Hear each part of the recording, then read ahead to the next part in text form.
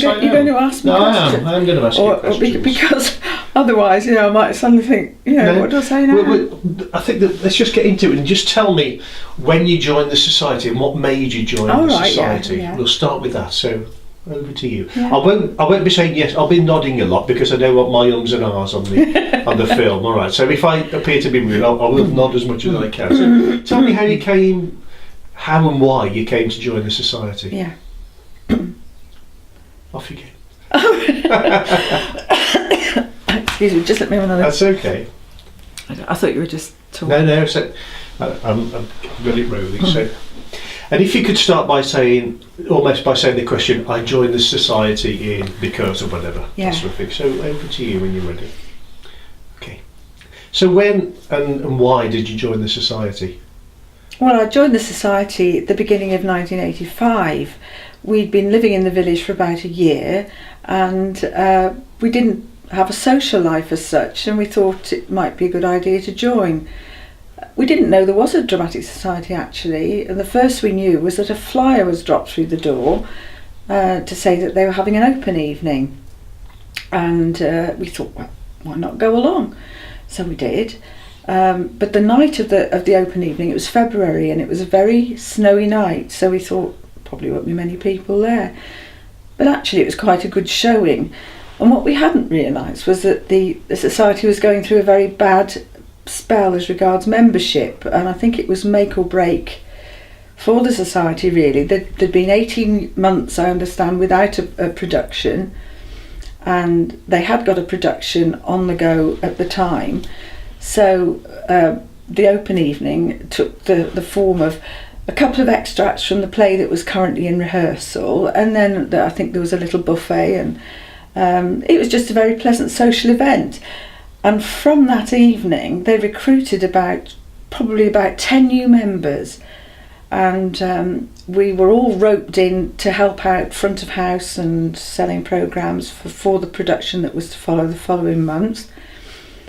And we stuck at it. They were a very pleasant bunch of people, and we stuck at it. And I would say probably at least half a dozen of the people that were recruited on that night in February 1985 are still regular members now, and dare I say it, form the backbone of the society. Can you tell me who they are? Who they were and are?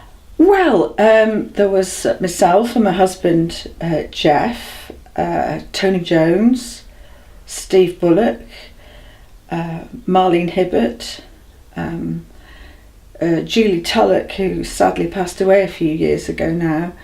Let me think. Olive Martin.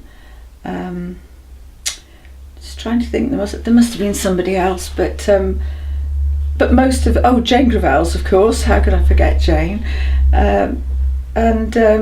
As I say, most of us are still active members in the society, as are some of the original people who were there on the night. Like that was my next question. Who was there? Yeah. Who was part of the society? Denise Wilson, Denise Hudson, as she was in those days. Siobhan Griffin, who was a teenager at the time. Rachel Fox. Who was Rachel Greenhalgh, she was also a teenager at the time. Betty Griffin, John Colston, the vicar, was very active in those days, and who else? Ray and Berrow Russell. Who else can I remember from those days? Barbara Greenhalgh. So what was the first production you were involved in, and what did you do for that? Well, as I said, for the Crystal Clear, which was the production that was performed immediately after we joined, we helped out front of house. And then in the summer there was a variety show down memory lane, I think it was called, or some such thing, and I think a couple of us had walk-on, walk-off parts in that. And this was the breakthrough, in the following November, the redoubtable Val Folks, who was also a very active member, who I forgot to mention a few moments ago, she decided to take a risk and she was going to direct J.B. Priestley's Dangerous Corner, and she took a risk and gave most of us newcomers parts, and it did ruffle a few feathers, I think, in those days, but however, we gave it our all, and and as I recall, it was a great success. And then, of course, we were all hooked. Then we'd been bitten by the bug, so the rest is history, really. So over the years, obviously, you've done lots of performances. Do any particular plays or shows stand out in your mind over the 30 years? Is it? Well, it is almost, yes. There've been many memorable productions, and not just because I was in them. I mean, some just stand out as being absolutely extraordinary. For me personally, the one that gave me the biggest thrill, I think it was the biggest part I ever had, was when we did Private Lives, and I took the part of Amanda. And that Steve Bullock and Tony Wilson and Jane Gravels, we were the 4 main characters in that. But for me, that was an absolute ego trip, and I think it probably was for the others too. It was an absolute delight. But we did The Importance of Being Earnest shortly, prior to that, and that was a very memorable performance by all who were in it, really, including myself. But it was a lovely production, a wonderful set, and of course, as always, we've had Jeff Jacks's expertise and in designing our sets, and in that we've been so lucky. There've been one or two productions in more recent times that I can really think that at the end of it all, when we've taken our bow at the end, I was aware that I was part of something really special. And you'll remember one of these, and that was One Flew Over the Cuckoo's Nest. And I thought I had a very small part in that, and I almost felt embarrassed taking the applause, because it wasn't me, it was them. It was just such an exciting production, and of course we took it to the Garrick, and we had all the excitement of being in touch with the West End production. We had to jump through hoops to get the performing rights to do it, because it was on in the West End. And then the cast of the West End production, Christian Slater and Francis Barber, amongst others, they sent us their best wishes and a poster, and then we went down to see their production, and they hired the upstairs room of a local pub close to the theatre and came and met us all, and that was really exciting. How has the society changed over the years since you've been involved, in terms of what it's prepared to do, or the sort of the nature, the character? Well, I think amateur dramatics was very different 30 years ago, and I think, although there had been, prior to me joining, some very adventurous productions, I think everything was always very very safe.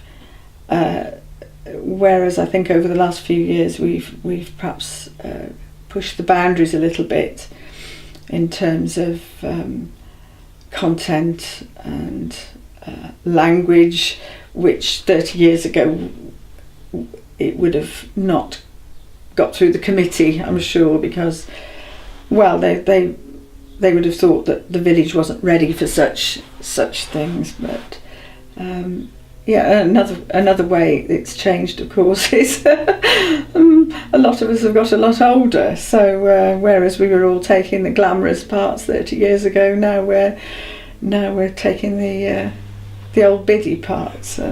But still, it's all enjoyable. But I think the reason I joined, I was a bit not against joining, because a lot of amateur dramatic societies can be very difficult to get in. There are lots of prima donnas, but I've never felt that with this. How do you feel that it gives opportunities to new people coming in? Well, this has been a dilemma really over the years, because we've found ourselves in a position where we do have a lot of people of a certain age. There's more people over 55 and now, and very few people, younger people. We've got children who are keen to be in it. They tend to be interested in it up to late teens, and then they go off to university, or they lose interest and find other things to do. What we really could do with, I think, is people in their 20s who can take the young romantic parts. I mean, there's only so much you can do with makeup now, so clearly it's just not practical to put some of our more mature people into the younger roles. But so yes, I mean that is a problem. And over the years we've had open evenings where we've hoped to recruit, but it has to be said that we've never had an evening where we've recruited more than one person. Nothing on the scale of 1985 when we joined. I guess people have other things to do these days, and perhaps it's not seen as cool by a lot of people. I feel that the most successful way to how should we say, acquire new members has been when they've been introduced by someone else who knows, someone perhaps who's a member who works with somebody who said, and they're brought along. I think you're right. I think like a lot of societies, particularly ones with people who've been in it for a long time, they can be seen as very cliquey. We're not like that at all. Clearly we've known each other for a long time, so we can't get away from that. But we're very welcoming, and we have had people join over the last few years who've stayed, but we've never had a success with an open evening in the same way as we had before. Or if we do have people coming, they tend to be, well, more mature people, where really we could do with recruiting some younger ones. Seems like they're all too busy doing other things. Yeah, that's right. How has the village hall changed? I know it hasn't changed dramatically, but have there been improvements in equipment and so on that you've had for the drama? Well, yes, and thanks largely to our own members' efforts in over the years, repairing and helping refurbish the kitchen and doing all sorts of things like that. Peter Chandler has worked wonders over the years backstage, not only with his set building skills and with David Walton, but also they've done a lot of handiwork backstage in the makeup room and in the dressing room at the back, and we've had improvements with lighting and that sort of thing. So the village hall has its shortcomings because of its age, and it's in need of refurbishment, as we all know, but it's a second home to a lot of us, and you come home at the end of the night smelling of village hall, but it's a comfortable, fusty village hall. It's a bit like an old library, isn't it? It is, yes. It's our village hall, and so. Tell me about your directorial debut. After 28 years of not being a director, what prompted you to take on this difficult but ultimately successful role? Well, it's true. I've been in many productions over the years, and I've always thoroughly enjoyed it. I've never wanted to direct at all. I've always felt that I'd be no good at it. I like to be told what to do, and I'll do it. But a couple of years ago I was approached by Marlene, who's also someone who joined on the same night as me, I think, as to whether I would care to help her put on The Railway Children.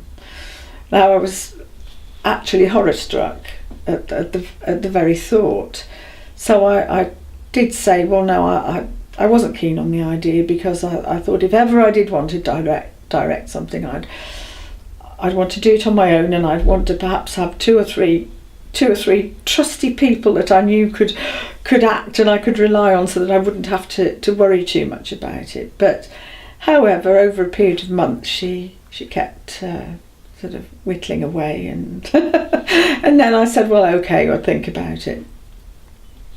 And we sent for a script, and it was never going to be before 2014. So we were in 2012, I think, then. So there was no rush to even think about it. But I agreed in principle, and we agreed a script, and the months rolled on, and then, horror of horrors, it came to May, and we thought, well, we'll have to start thinking about it, because the thing was with the Railway Children, it does rely on confident children to carry out the main parts, and if we couldn't get those, then it was a non-starter. So we had the rehearsals in the children's audition in July, and as you might imagine, lots of little girls came. Not many little boys, but from that rehearsal we selected children we thought seemed to have the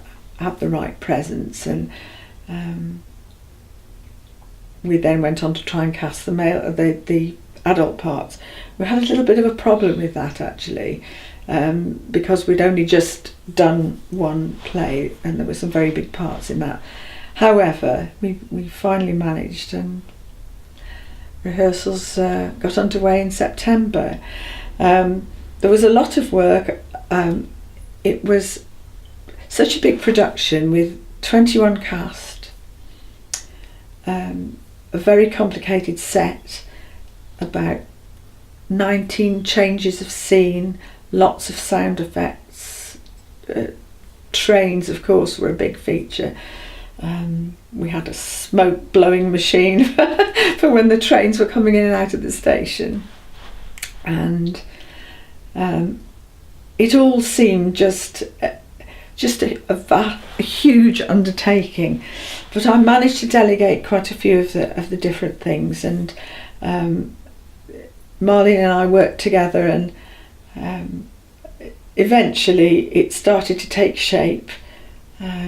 So I started to gain some heart from that, and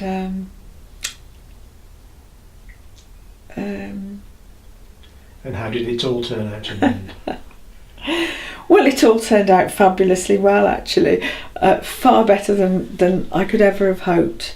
The set that Jax designed and was brought to life by Peter Chandler and David Walton and Sally Stanton, Sue Williams, Jean Brown, and others who assisted. It was just amazing, and everyone I've spoken to who came to see it were amazed by the set, and they were also very taken by the speed at which the scenes were changed, and that was largely thanks to Michelle Trappett and a stage manager, and the Vincent and others who helped upstairs and backstage to lower and raise the roll cloths at the right time. So technically it all worked out absolutely fine. The lighting and the sound effects were spot on, and I couldn't have been happier. I actually couldn't believe that I pulled it off, but I did, and everyone's been very complimentary, and I'm very, very pleased. And I have to say, I'd do it again. Far from saying, like a lot of people say, never again. I would do it again. I'd do it all again. I'm sure you'd be held to that. Yeah, I will. I'd be happy to. My final question is, do you have any particular memories of, well, not necessarily funny events, but sort of stick in the mind things that happened in productions that maybe things went wrong, or people walked off at the wrong time, or whatever it might be? Oh yes, there's one or two of those. The first one that springs to mind, of course, is when we did Deadly Nightcap in 1987, when there was a scene where someone was supposed to be murdered, but it was to look like a suicide. And I think the murderer was Steve Bullock and the victim was Tony Jones.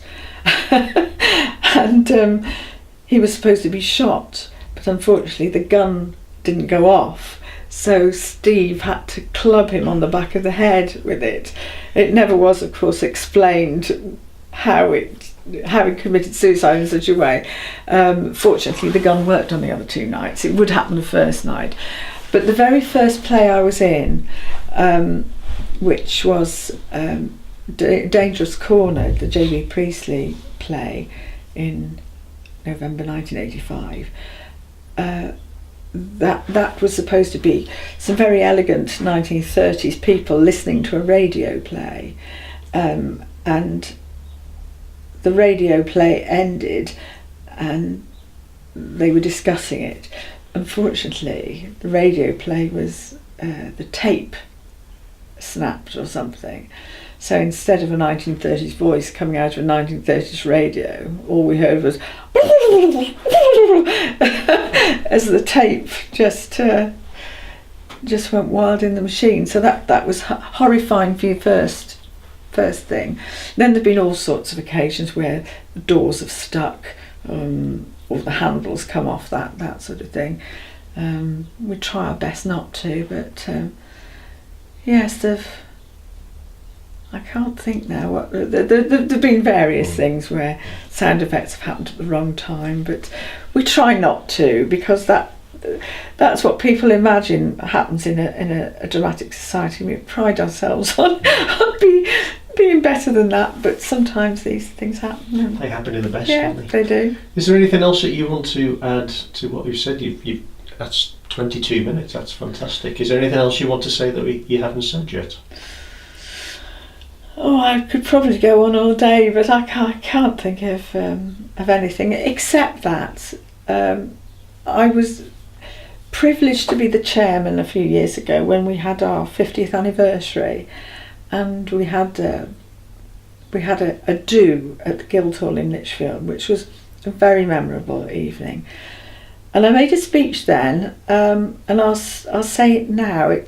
Over the years, it's been such a wonderful family of friends. It's not just the plays and the acting and the productions. It's the support and the friendship that we've gained, and I think everybody's gained from being a member. And I would encourage anyone to join because it really is huge fun. A great way to spend your spare time. That's great. It's true, I guess for a lot of us it was the start or the source of our friends in the village a long time ago. Yeah. Wasn't it really? And still maintained now. That's right. That's wonderful. Mm-hmm. Thank you. We're going to turn it off now.